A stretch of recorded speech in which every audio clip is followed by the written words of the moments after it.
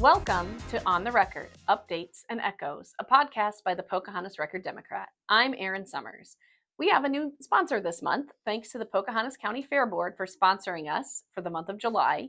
You'll hear from the Fair Board at the end of this episode. I sit down with Cody Peterson to talk about what's new and what's coming back to the fair, which is July 13th to 19th here in Pocahontas. Cody then will be back at the end of the month for the Echoes part of the show, too. We have been teasing you all with the biggest news of the week on our social media channels. And on Tuesday, we shared it with everyone. We have a website.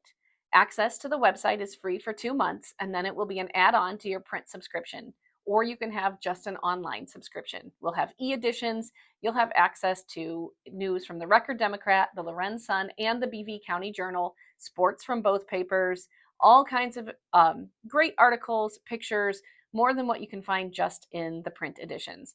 We think it's worth it, and we hope that you check it out at recorddemocrat.com. My favorite story this week is full of good news, especially if you like libraries, and I love libraries. Every library in our coverage area, all of the libraries in Pocahontas County, as well as Newell over in BV County, got a check for just shy of $1,000 this year to use however they want.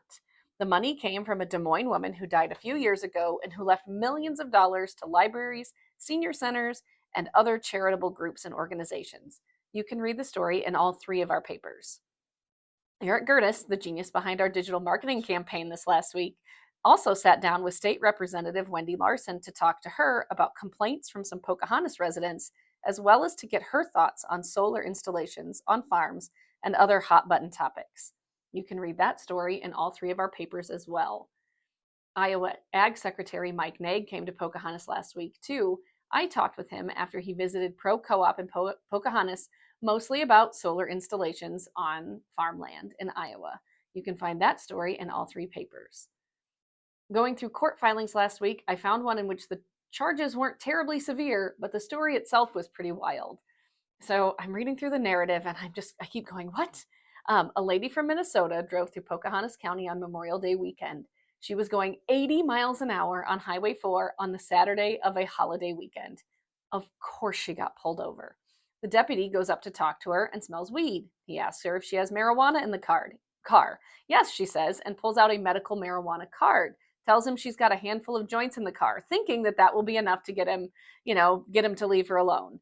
It is not, and that is enough for a probable cause search of the car, and the deputy found even more marijuana products, I guess, and more. It's crazy. You can read that in this week's Record Democrat.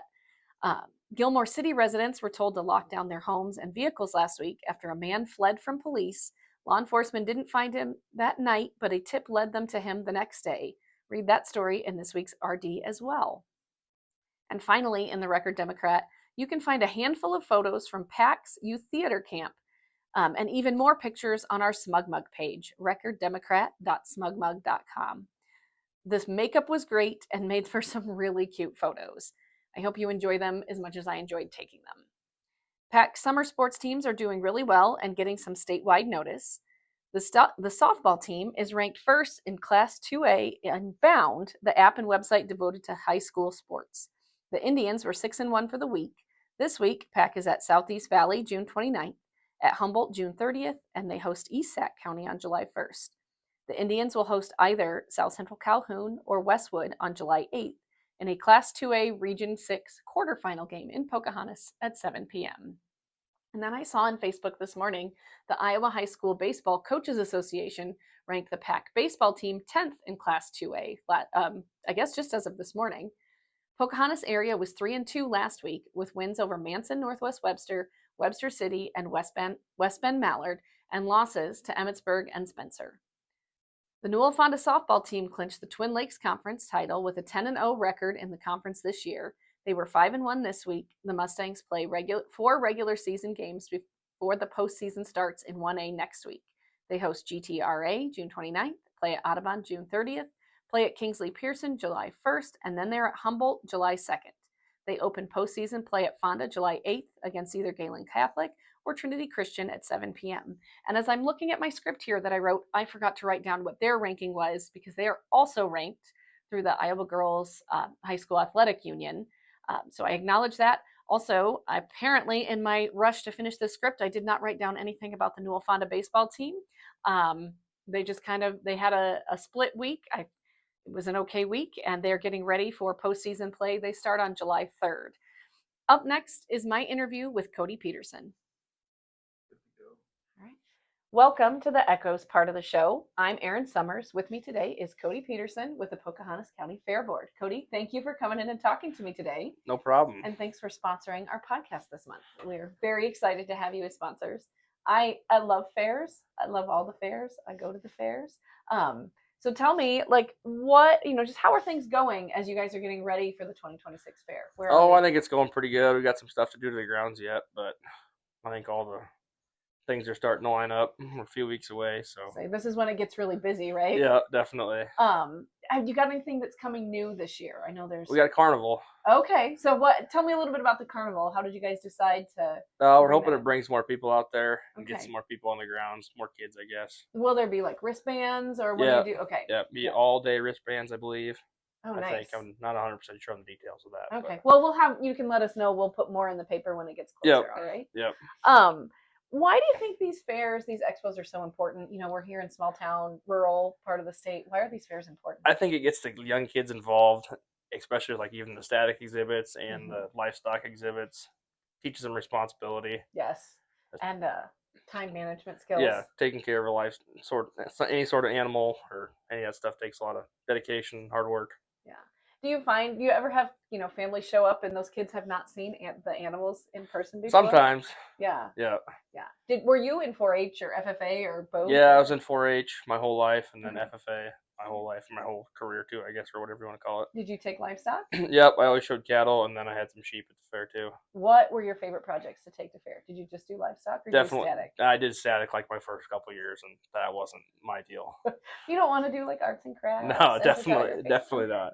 All right. What's it like having cattle at the fair? Like that's a 24/7 job, right? Feed them in the morning, feed them at night, make sure their stalls look clean all the time, make sure they got water, be around there, make sure they don't get too hot or nobody's pestering them too much.